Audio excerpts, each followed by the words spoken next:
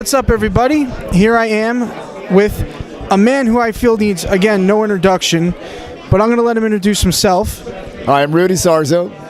And the repertoire of Rudy is extensive. I mean, they're Quiet Riot, Ozzy, Dio. I mean, it's Whitesnake. It's endless.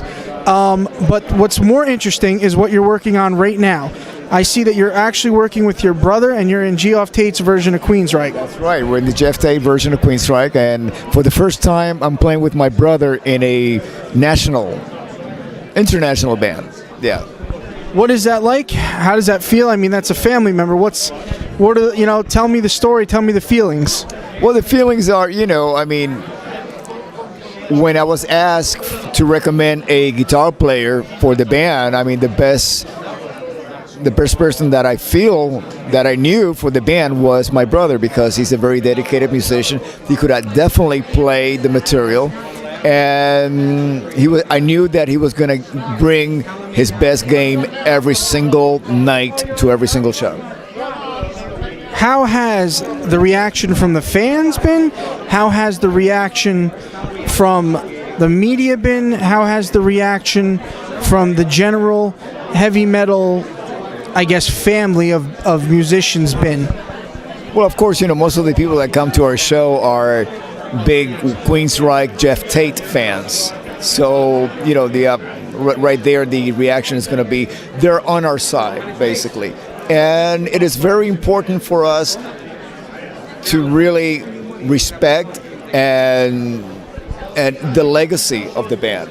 We've all went in there with a serious attitude of doing the best that we can with the material. Because we have a lot of respect for the history of the band and all the members in the group. So basically, that's our attitude.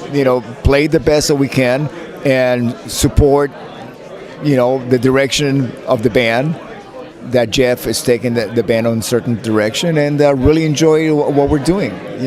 It's this very special material, especially on the first tour. We were doing all of Operation Mindcrime. I had never done a concept album in its entirety before, so I really get to enjoy performing songs that are filled with so many characters, so much imagery, so much philosophy in all the material. There's an arc to the story. So that was really a very unique experience. And then lately we've been doing basically what we consider the greatest hits of the band, all into one package, one show. How long did it take to write that album out? Like, that must have been a trial. Like, how, from start to finish, from the initial talks, how long did that take? You mean Operation Mindcrime? Yeah. Of course, the album was recorded maybe 30 years ago. Actually 25 years ago. And I wasn't there for that. But I can tell you from Geoff's point of view, he told me a story. He says that he knew this lady somewhere, that he was spending a lot of time with her, and the people that she was running around with were more like counterculture individuals. And he started to get in the idea about this character of Nikki being involved in kind of like a revolutionary type of, and something that even today is very, there's a huge reference to what's going on today with people being discontent about what's going on overall around the world, with governments and politics and so on. Again, your roster is phenomenal. Is there something out of all this, a story, a memory from Ozzy, from anybody, that sticks out in your head as to just a defining moment in the career of all these bands? Is there one thing for you that sticks out and says, this is so fucking amazing that I'm doing this? Yeah, each band, whether it's Ozzy, because Ozzy was my first band. In playing arenas and touring around the world and stuff like that. So I went from sleeping on the floor, being a starving musician, to being a member of Ozzy, because Randy Rhoads recommended me. I had already played with Randy in the 70s version of Quiet Riot.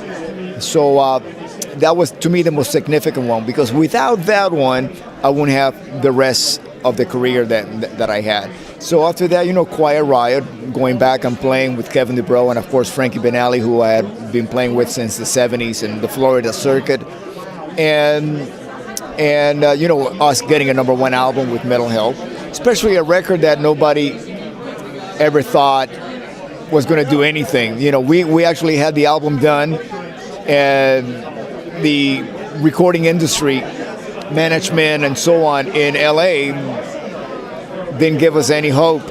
They thought that we were dinosaurs, and within 9 months we had a #1 album, on Billboard charts.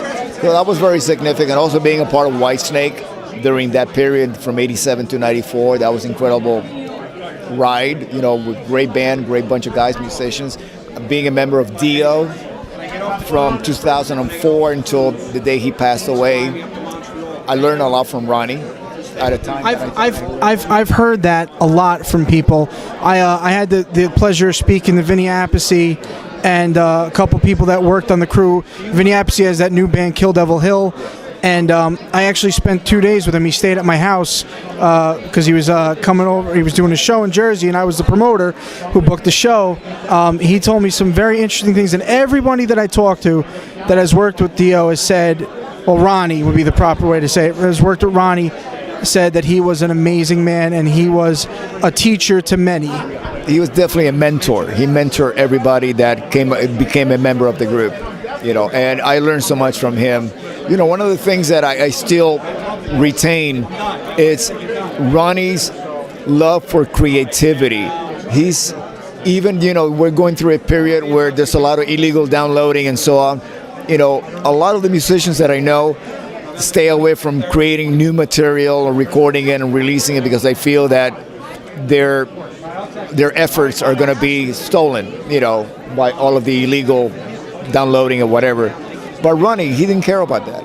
He only cared about creating, making new music, because as musicians, if you don't create new music, you die musically as a musician. So in order to keep your musicality alive, what we are, you look, after all, when I first got into this, I didn't know anything about the business. I didn't know anything about finance. All I knew was that I wanted to play. I wanted to create. I wanted to entertain. I wanted to be in a band with a bunch of guys. Later on you grow up, then you got a family, you got to support them and so on. But if you go back to the original intent why you're doing this, you're going to be all right. You're going to keep working. Somehow you're going to make a living and you move on. That is probably the most honest and best answer anybody's ever given me. Honestly, it's humbling. Thank you for saying. Not too many people will go out on the edge and say something like that, like about how this really does work in this industry. A lot of people are glitz and glam, but I do appreciate you cutting it down to the nitty-gritty and being honest about what this world is like. It's more than an honor and a pleasure to talk to you about this. Thank you so much for the time, and thank you for everything.